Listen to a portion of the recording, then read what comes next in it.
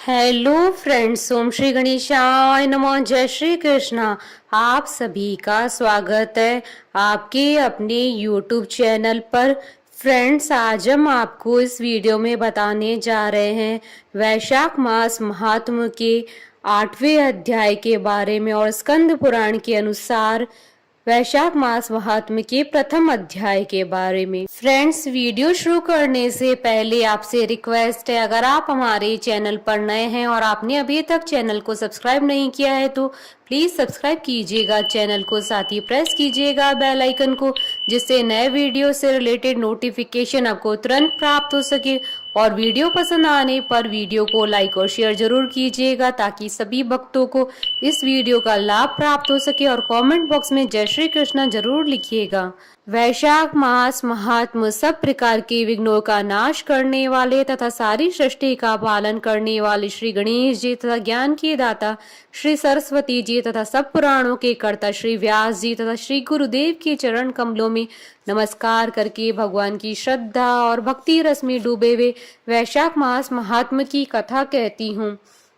वैशाख मास महात्म स्कंद पुराण का प्रथम अध्याय प्रारंभ। वैशाख मास की श्रेष्ठता।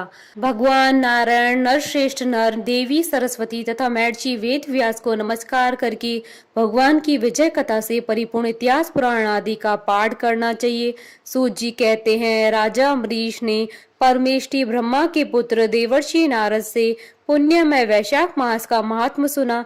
उस समय आपने यह कहा था कि सब महीनों में वैशाख मास श्रेष्ठ है, इसलिए यह बताने की कृपा करें कि वैशाख मास क्यों भगवान विष्णु को प्रिय है और उस समय कौन कौन से धर्म भगवान विष्णु के प्रतिकारक होते हैं। नारद जी ने कहा, वैशाख मास को ब्रह्मा जी ने सब मासों में उत्तम सिद्ध किया है। वह माता की भांति सब जीवों को सदा अभीष्ट वस्तु प्रदान करने वाला है। धर्म, यज्ञ, क्रिया और तपस्या का सार है। संपूर्ण देवता द्वारा पूजित है, जैसे विद्याओं में वेद विद्या, मंत्रों में प्रणव, वृक्षों में कल्प वृक्ष, धेनुओं में कामधेनु, देवताओं में विष्णु, वर्णों में ब्राह्मण, प्रिय वस्तुओं में प्राण, नदियों में गंगा जी, तेजों में सूर्य, अस्त्र शस्त्रों में चक्र, धातुओं में स्वर्ण, वैष्णव में शिव तथा रत्नों में कौस्तुभ मणि। उसी प्रकार धर्म के साधन भूत महीनों में वैशाख मास सबसे उत्तम है। संसार में इसके समान भगवान विष्णु को प्रसन्न करने वाला कोई दूसरा मास नहीं है। जो वैशाख मास में सूर्योदय से पहले स्नान करता है उसे भगवान विष्णु निरंतर प्रीति करते हैं। पाप तभी तक गरजते हैं जब तक जीव वैशाख मास में प्रातः काल जल में स्नान नहीं करता है।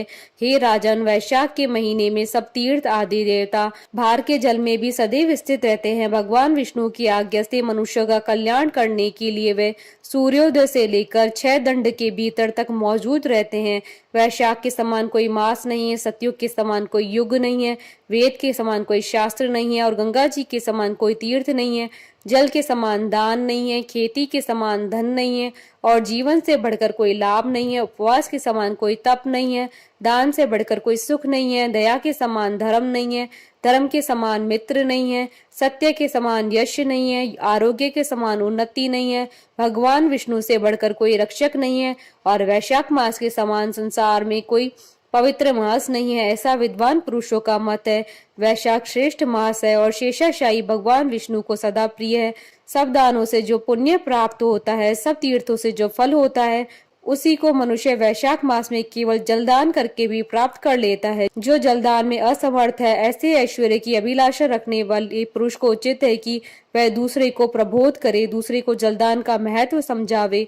यह सब दानों से बढ़कर श्रेष्ठ हितकारी है। जो मनुष्य वैशाख में सड़क पर यात्रियों के लिए प्याऊ लगाता है वह विष्णु लोक में प्रतिष्ठित होता है।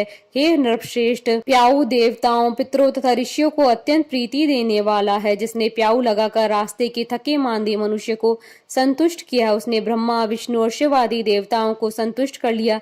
हे राजन, वैशाख मास में जल की इच्छा रखने वाले को जल, छाया चाहने वालों को छाता और पंखे की इच्छा रखने वालों को पंखा देना चाहिए। हे राजेंद्र, जो प्यास से पीड़ित महात्मा पुरुष के लिए शीतल जल प्रदान करता है वह उतने ही मात्र से ही 10,000 राजसूय यज्ञों का फल प्राप्त करता है।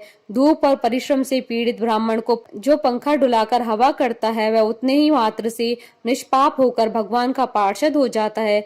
जो मार्ग में थके हुए श्रेष्ठ द्विज को वस्त्र से हवा करता है वह उतने से ही मुक्त हो भगवान विष्णु का सानिध्य प्राप्त कर लेता है। जो शुद्ध चित्त से ताड़ का पंखा देता है वह सब पापों को नाश करके ब्रह्मलोक को जाता है। जो विष्णु प्रिय वैशाख मास में पादुका दान करता है वह यमदूतों का तिरस्कार करके विष्णु लोक में जाता है। जो मार्ग में अनाथों के लिए ठहरने के लिए विश्रामशाला बनवाता है उसकी पुण्य फल का वर्णन नहीं किया जा सकता है।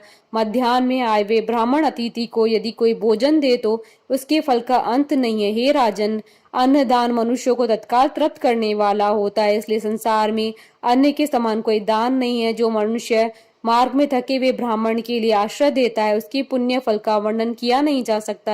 हे भूपाल, जो अन्नदाता है वह माता पिता आदि का भी विस्मरण करा देता है, इसलिए तीनों लोकों के निवासी अन्नदान की ही प्रशंसा करते हैं। माता और पिता केवल जन्म के हेतु होते हैं, पर जो अन्न देकर पालन करता है मनीषी पुरुष इस लोक में उसी को पिता कहते हैं। इति श्री स्कंद पुराण अंतर्गत वैशाख मास प्रथम अध्याय संपन्न हुआ। बोलिए भगवान विष्णु की जय, सनातन धर्म की जय। हमारे साथ इस वीडियो में अंत तक बने रहने के लिए आपका धन्यवाद। ओम श्री गणेशाय नमः। जय श्री कृष्ण।